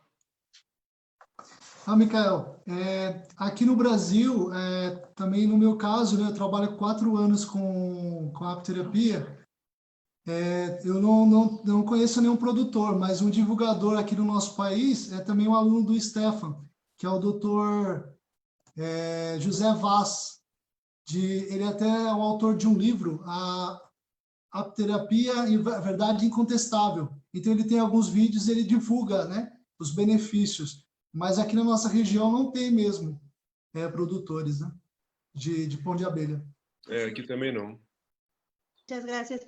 Doctor Moisés Asís, muchas gracias por acompañarnos. Ya que estamos haciendo mención, es un honor que esté con nosotros en el auditorio. Cortou o áudio. Cortó. Perdón, no me escucho. Sí, escuché bien. Me está ¿No me fallando oyen? aquí. ¿Me oyen? ¿Sí me escuchan? Sí, perfectamente. Okay. Perfectamente. Doctor Moisés, que tenía el micrófono apagado. Muchas gracias por acompañarnos. Ya que estamos...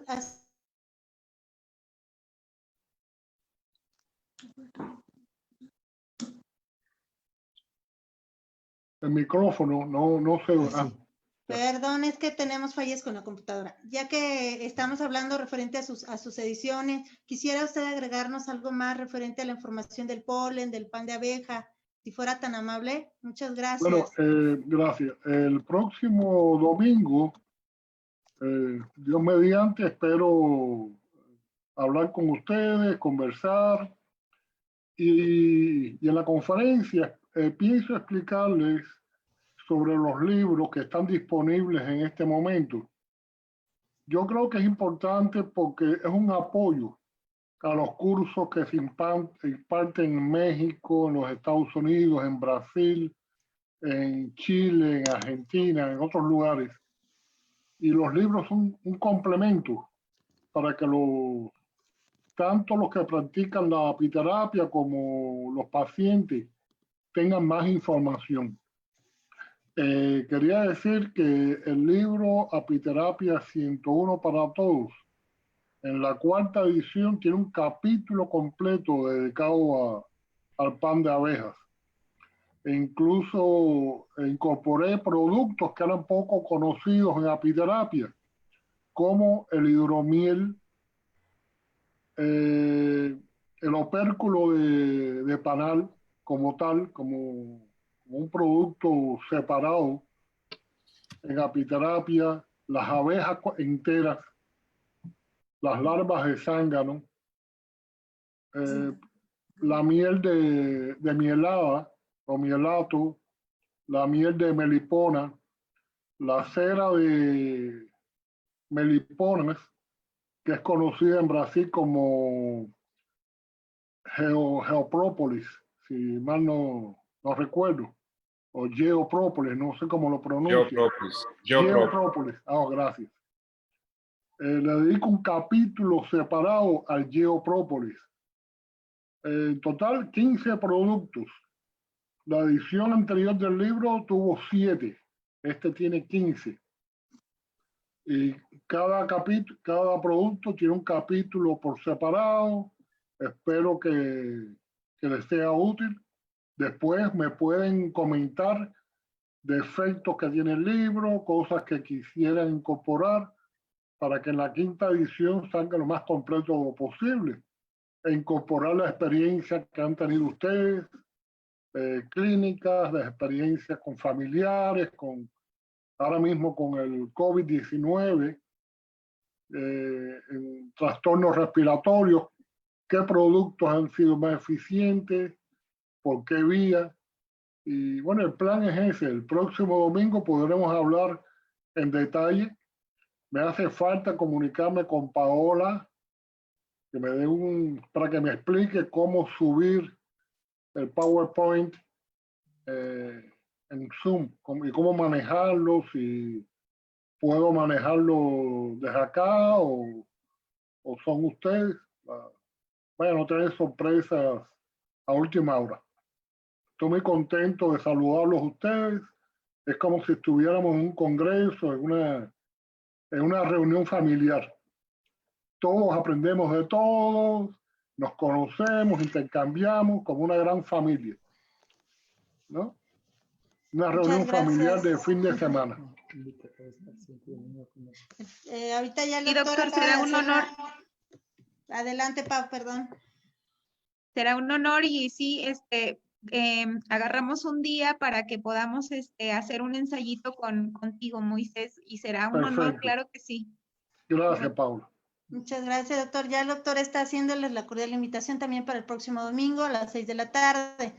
Bueno, en lo personal, en cuanto al pan de abejas, en los pacientes que he aplicado aquí en el consultorio, se ha utilizado tanto en pacientes que tienen desnutrición, bajo peso, sobre todo por su rica potencial y contenido en vitamina K, pacientes con anemia también. También se tiene la combinación de lo que es el polen con polen fresco con jalea real, cúrcuma, jengibre, y se le está dando también a una paciente de 96 años con un problema de insuficiencia respiratoria. Actualmente se le está haciendo también curación en una escara grado 3, ya con osteomielitis, escara por presión, y realmente le ha ayudado bastante porque esta paciente, bueno, pues ya no tolera alimentación por la vía oral.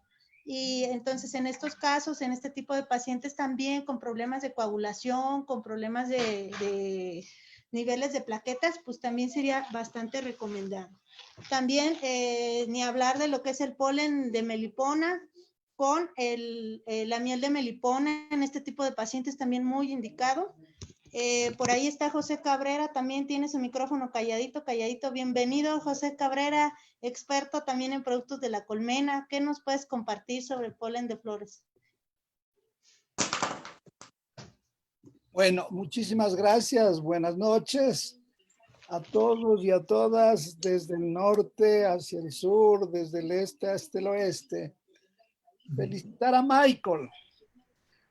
nos ha dado una excelente conferencia. Muy agradecido, muy contento. Una conferencia muy clara. A pesar del idioma, lo hemos comprendido de una manera perfecta. Y realmente estamos yendo en el camino correcto. La apiterapia poco a poco se va constituyendo en una herramienta pero muy importante para la salud. Poco a poco vamos diferenciando el poder de los productos de las colmenas, primero como nutrientes y segundo como medicina.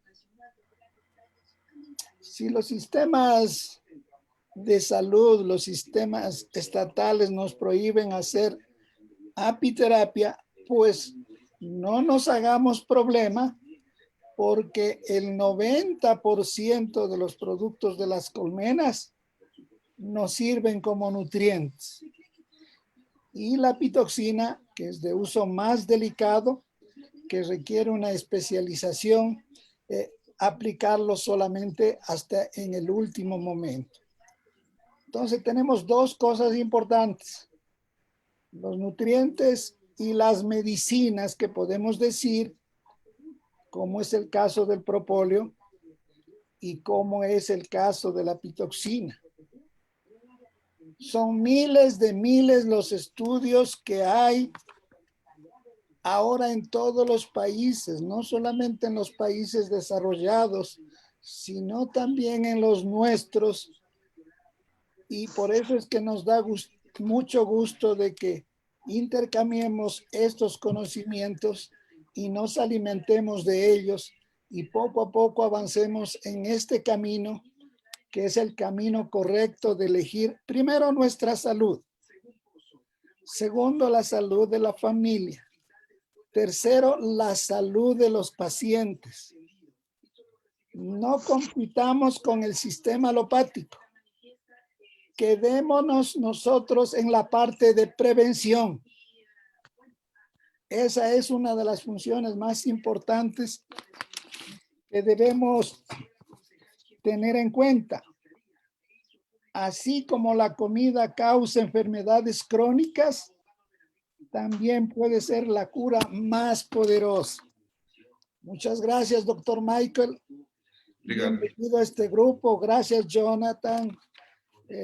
Gracias a todos por haberles robado un minutito de su tiempo. Muchas gracias. Buenas noches.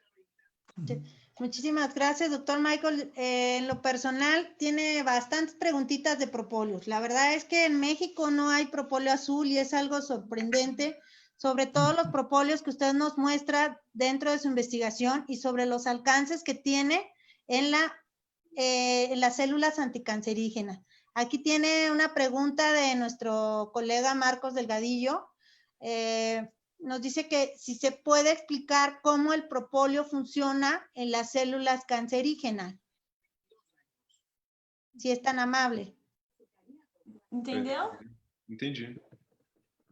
¿Sí? São vários mecanismos, né, de atuação da própolis, né? Eu tô até no momento, eu escrevi um capítulo para um livro da nutrição funcional aqui do Brasil, da VP, e o meu capítulo é um livro que fala sobre câncer, e o capítulo sobre mel, própolis e gelé real, ele é meu. Mas são vários mecanismos, né? E os mecanismos normalmente são explicados de acordo com as substâncias que o produto possui. E essa explicação vai variar de acordo com o tipo de própolis, né? Então, por exemplo, uma das substâncias que a própolis verde possui, o artepelin C, né? Ele tem atuação antitumoral, né? Então, assim, para a gente poder falar melhor sobre esse produto e a atuação específica dele, né, ou de qualquer produto da abelha, é interessante a gente especificar, né? Então, isso é tema para fazer um simpósio só sobre própolis e atuação antitumoral. Cada própolis vai ter uma atuação diferenciada, né? Repetindo, a gente não sabe qual que é melhor. Então, eu acredito que todas são boas, né? Mas um dia a gente vai ter um certo refinamento para poder responder qual é a melhor em determinada situação, né? Então, por exemplo, comparando a verde e a vermelha para câncer de próstata, eu tenho estudo in vitro que sugere que a vermelha ele é superior à verde. Mas vejam, eu tenho comparação de duas, e é in vitro. Então, assim, são testes muito incipientes, né, que mostram uma comparação de apenas dois tipos, né? Então, essa pergunta ela é muito importante, né, mas isso é um curso inteiro.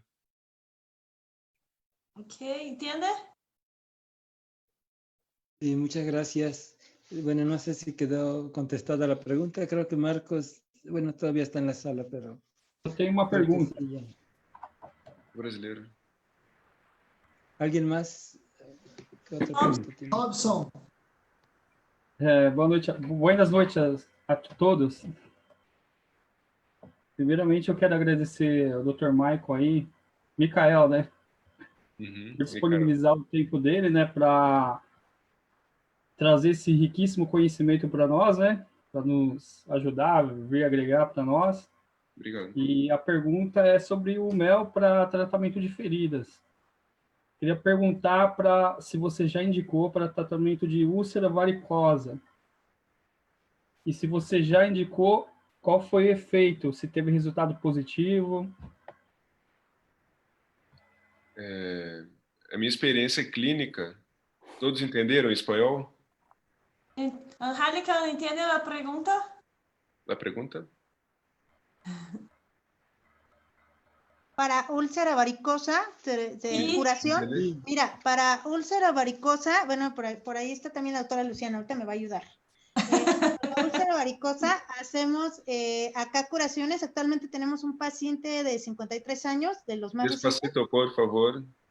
La miel que se ha utilizado con él es miel melipona porque es una úlcera varicosa infectada. En específico, mi experiencia en úlceras varicosas infectadas o heridas infectadas ha sido positiva con miel de melipona. La miel de abeja Apis mellifera la utilizo para heridas no infectadas. En mi experiencia, porque yo he visto que en los pacientes hace bastante fibrina y lo que no me gusta a mí es estar debridando cada rato al paciente de forma mecánica, estarlo lastimando. Entonces también empecé a utilizar una solución natural que se llama Bielectoral para colocarla alrededor de la herida y no debridar. Sin embargo, a pesar de eso, aplicando la miel de Apis mellifera, me seguía haciendo mucha fibrina y empecé a utilizar la miel de la melipona bichi. No ha sido necesario tanto lastimar al paciente, debridarlo y ha funcionado bastante bien. En nuestro caso, bueno, aquí el doctor Gustavo se ideó unas gasitas con propóleo y con cera de abeja y las ha estado colocando ya sobre la herida y la verdad es que nos han funcionado muy, muy bien con el propóleo airado y se ha estado colocando y va muy bien el paciente. Ahorita, bueno, ese es el sistema de trabajo. La solución... Perdón. Hasta ahí porque a mí le mucho, ¿va? Gracias, Rebeca. ¿Le puedes comentar? Por favor. Pero un poquito más despacito para nosotros. Pero está bien. Robson preguntó también para que Michael puede decir alguna experiencia. Posso falar? Sim. Qual que é o seu nome mesmo? O rapaz que perguntou? É Robson. É Robson, desculpa, está escrito Mônia, tá. Então, a minha experiência clínica com úlcera varicosa é a seguinte: o mel, ele pode ajudar bastante, né? Eu não sei, como eu já disse, eu não sei falar qual que é o melhor. Eu tenho experiência, já tive experiência clínica com mel de Apis mellifera do Nordeste brasileiro, né? Da florada de Velame. E assim, o resultado apenas do mel, ele é muito sutil. Mas quando a gente acrescenta a apitoxina, né, no local em volta da úlcera varicosa, o resultado ele é muito superior. Né? Então, a minha experiência fantástica de tratamento de úlcera varicosa é com esses dois. né? A apitoxina, né? A aplicação da apitoxina fresca, né? Uhum.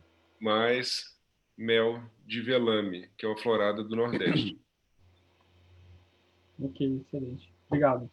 Eu tenho outra pergunta também. A minha esposa, ela tem fibromialgia, por isso que eu parti mais para essa área aí, o Jonathan que me puxou, sou amigo do Jonathan, e ela tem fadiga crônica. Gostaria de saber um produto específico que ajuda para fadiga crônica. Não existe. Não existe. Eu posso te falar porque eu tenho síndrome da fadiga crônica. Nome técnico, encefalomielite miálgica. É um tema que eu estudo bastante por minha culpa, né? Por minha causa. O tratamento é muito complexo. Assim, é um risco que a gente corre. Eu vejo que é um risco dos fitoterapeutas, dos médicos antroposóficos, dos apiterapeutas também, achar que a gente vai achar a cura de tudo só com produto apícola, ou só com remédio antroposófico, ou só com planta. Isso não existe. O ser humano ele é muito mais complexo do que usar apenas certos produtos. Né? Então, por exemplo, uma rotina de vida saudável não consegue ser menos importante do que um mel, um própolis e uma geleia real. Então, assim, é um conjunto muito complexo. Tratar encefalomielite, síndrome da fadiga crônica, tratar fibromialgia, né? Então, se existe alguém com ambição de tratar apenas com AP e produto, isso não existe. E eu te falo por experiência própria. Né? Mas agora, o que eu posso te afirmar é que esses produtos, eles podem ajudar muito. Né? Muito. Então, assim, eu comecei a ter alguma melhora da encefalomielite com apitoxina, própolis e mel. Né? Só que o tratamento disso envolve avaliação laboratorial, são pacientes depletados de vários nutrientes, eles absorvem mal, então normalmente repõem nutrientes em doses muito mais altas que o convencional. Né? Alguns hormônios devem ser avaliados, se necessário repostos. Então, assim, não é simples. Não é só. Então, assim, existe uma tendência cômoda do ser humano de querer um milagre em algo simples e fácil. Isso não existe. Né? Então, o milagre ele existe se houver mudança de estilo de vida, né? Houver mudança de pensamento. Né? Então, uma pessoa que só pensa em tragédia, só pensa em coisas ruins, a gente pode oferecer um mel de meliponídeo, própolis, talvez azul seja uma chave fantástica, né? Injeção do que for, não vai funcionar.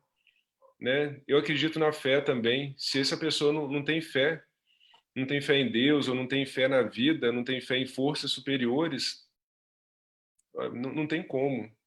Tá? Então, essa sua pergunta eu entendi. Né? Eu estou te criticando com todo carinho, tá? Mas não tenho resposta. Realmente é uma questão de tudo, né? Tudo envolve ¿Podrás apoyar un poco con la traducción? Porque ahora sí que... Traduz tudo agora, Rebeca. Oh, meu Deus. Por favor, gracias. Ok, Robson perguntou como se trata el síndrome de fatiga crónica y también fibromialgia. El doctor Michael dice que no es posible tratar 100% apenas con la apiterapia o herbolaria. Y también hay mucha complejidad, depende mucho del estado emocional de cada paciente. Por ejemplo, una persona que es negativa y que no tiene fe en Dios o en algo superior, no hay probabilidad de mejora, excusa. Y entonces es importante agregar muchas cosas que pueden ayudar a la persona, el paciente. Con certeza, productos apícolas, herbolaria, pueden ayudar mucho, pero depende de cada paciente. En resumen. Muchas gracias, Rebeca. Yo Brenda. quería agregar algo más, si me permiten. Por supuesto, adelante. Los pacientes con fibromialgia son pacientes muy complejos. Estos pacientes necesitan un trabajo bioemocional. Primero hay que abordar la parte emocional, porque es la que gatilla, la que inicia todo el síndrome. Entonces, en mi experiencia personal, yo combino diferentes terapias. Inicio con biomagnetismo médico y con programación neurolingüística para poder identificar el momento en que todo comenzó, qué evento tuvo el paciente que desencadenó todos los eventos que ahora tiene. Segundo lugar, claro, el tema de la apiterapia, apitoxina y productos de la colmena. Y en tercer lugar, trabajamos aquí también con aceite de cannabis, con CBD en los pacientes con problemas de fibromialgia. Entonces, combinando todas estas terapias, como bien lo dijo Micael, vamos a poder sobrellevar la enfermedad, pero depende del paciente realmente para que esta enfermedad se sobrelleve de la mejor manera posible. Entonces, siempre la recomendación es busquen el origen, cuándo comenzó todo, y las emociones te van a dar la respuesta para iniciar el tratamiento y que el paciente pueda tener una evolución lo más favorable posible. Então, só para finalizar, já são 10 horas aqui. Eu só quero finalizar com essa frase. A Luciana, fantástico, né? Eu não comentei cannabis, mas a cannabis para essas questões, fibromialgia, síndrome da fadiga crônica, ela quase que fecha realmente o tratamento. Né? Eu acredito muito em óleos ricos em CBD, naturalmente full spectrum, nada isolado, nada muito manufaturado, mas o que não se pode esquecer é avaliar alguns nutrientes de todo mundo, isso é importante, mas de pacientes com fibromialgia e síndrome da fadiga crônica, por exemplo, existem causas simples de serem revertidas dessas doenças. Então, por exemplo, falta de vitamina B12, ela causa fadiga e causa dor. Então, alguém que tenha fibromialgia ou fadiga crônica, se tem B12 baixa, ela vai estar pior. E só de repor já tem um ganho. Ou falta de ferro, algo simples e barato, não simples de interpretar o exame. Para vocês terem uma ideia, para interpretar o metabolismo do ferro num exame laboratorial, a gente precisa de 7 exames para poder entender. Não é só avaliar hemograma completo. Isso é muito simplório. A gente avalia ferritina, saturação da transferrina, marcadores inflamatórios, hepáticos, para poder entender. Então, o que a Luciana falou, isso é muito importante, e eu acrescentaria avaliação laboratorial. Né? Isso seria um tratamento completo, né, para quem tem fibromialgia e fadiga crônica. Bom, e eu gostaria de agradecer, então, né, já é bem tarde aqui, o meu horário de dormir normalmente é 8 horas da noite, já se passaram 2 horas do meu horário de dormir, eu durmo com as abelhas. Né? Foi um prazer participar desse evento e estou disponível para colaborações futuras. Né? Muito obrigado a todos. Muchas gracias, doctor. Por ahí tenemos también a Brenda Costa. Ella es terapista emocional, terapista floral. Brenda, ¿deseas compartirnos algo? Tú eres una persona con mucha experiencia en esta área y nos gustaría también que nos compartieras un poquito sobre tus saberes y tus experiencias con los pacientes. Sí, es un placer escuchar a la doctora Luciana. No sabía, wow, el gran aporte que también le haces a tus pacientes. Efectivamente, sí abordamos primero lo emocional. Yo trabajo con biodescodificación y sí los llevo 2 años antes de presentar la patología para ver qué fue lo que desencadenó. Y trabajo mucho con los principios del doctor Hammer, los focos de Hammer, para ver qué fue lo que destapó esa patología. Muito bom, parabéns. Bom, Bom, então, pessoal, Muchas obrigado, gracias. viu? Agora eu vou desligar porque já está bem tarde aqui, né? Mas a gente pode combinar um momento futuro mais cedo também, da gente se encontrar e poder conversar. Então, Jonathan, vocês me ajudam aí com a finalização, por favor, porque eu já vou me embarcar aqui para o meu sono. Él dice que está indo a dormir, que es 10 horas aquí en Brasil. Él está acostumbrado a ir para la cama a las 8. Junto com as abelhas. Junto con las abejas. Vamos casar. Entonces, él está muy cansado. Muchas gracias, Muchas doctor gracias, Micael. doctor Obrigado, Micael. Una obrigado. disculpa porque ya le robamos mucho más de su tiempo. Tenemos solamente, ¿qué les parece una preguntita más de cada lado del auditorio para que también el doctor pueda ir a descansar? Vemos entonces del lado de acá, nos preguntan, bueno, ya hay una preguntita sobre el uso de la cúrcuma y la pimienta. Dentro de sus productos apiterapéuticos, doctor, ¿usted utiliza la cúrcuma o la pimienta combinada con algún producto de la colmena? No. ¿No? Ok. Bueno, y tenemos otra preguntita por acá de nuestra colega Trini Terrazas. Ella nos pregunta, un segundito. Sí, Vamos fazer o seguinte, doctor, Angélica, por favor, vamos fazer o seguinte. Quem tiver mais perguntas, podem me enviar no Instagram que eu respondo, tá? Podem me enviar, eu respondo com o maior prazer, tá? E aí com calma a gente responde, né? Aí, Rebeca, você me ajuda a falar que no Instagram eles podem me mandar o direct que eu respondo. Depois eu passo o Instagram. Está gracias, Trini. finalizó. Entonces, si gusta realizarle tu pregunta. Podem me enviar A la hora que diretamente. quiera, yo le envío la pregunta donde él me diga un correo. Podem me enviar.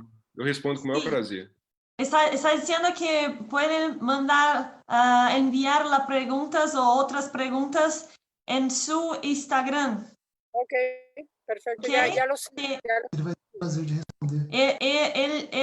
Él va a responder con placer, ¿ok? Perfecto, muy bien, muchas gracias. Tá bom, obrigado. Muchas Boa gracias, noite. doctor Michael. Es un honor haberlo tenido en el auditorio. Ahí todas las preguntitas ya el doctor nos prometió que nos las va a responder por Instagram. Ya nos robamos 3 horas de su tiempo. Muchas gracias, doctor Michael. Esperamos tenerlo en nuestro auditorio. Las puertas de Apiterapia, de Federación Latinoamericana de Apiterapia, están abiertas para usted. Y adelante, Brenda, si gustas.